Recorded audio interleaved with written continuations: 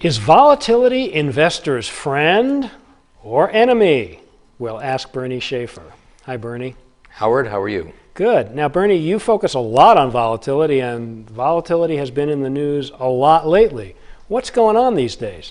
Well, one thing that I always try to emphasize when talking about volatility is investors often mistake volatility with directional price movement.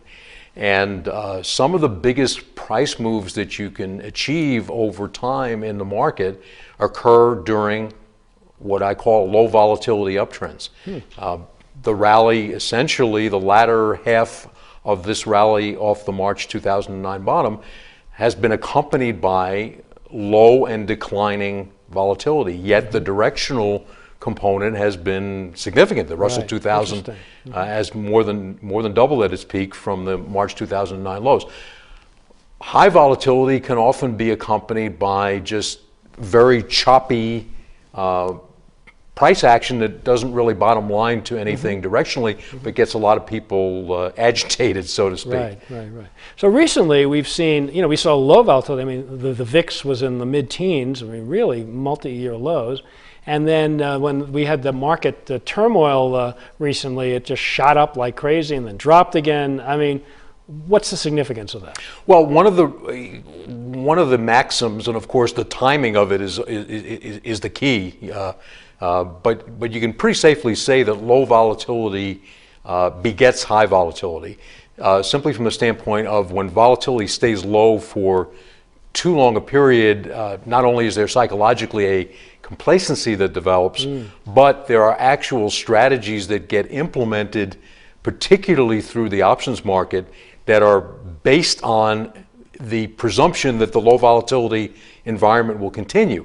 And the longer it continues, the more money gets committed to these strategies, the more leverage that gets involved, such that when volatility starts to increase, there becomes at a certain point, certain trigger point, there becomes a quick unwinding of this low volatility trade as people have to cover their position, so to speak, and that can feed on itself to the point that you get volatility spikes such as the one we recently experienced. So very quickly, when you have an environment, when you move from low to high volatility, what kinds of option strategies in general are best to look at?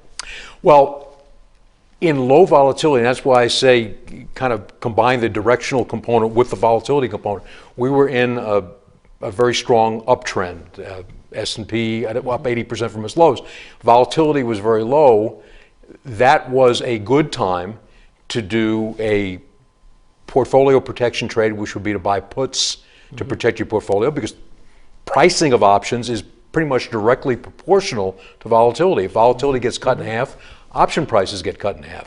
That was a good strategy. Another good strategy was the so-called stock replacement strategy, where essentially you buy options and you can use that as a substitute for owning stock, put the balance of your money in cash, and that's particularly attractive when volatility is low, because the price of those options that you're using to substitute for your stock position is low. So those were, now of course what happens, now we switch to the high volatility environment.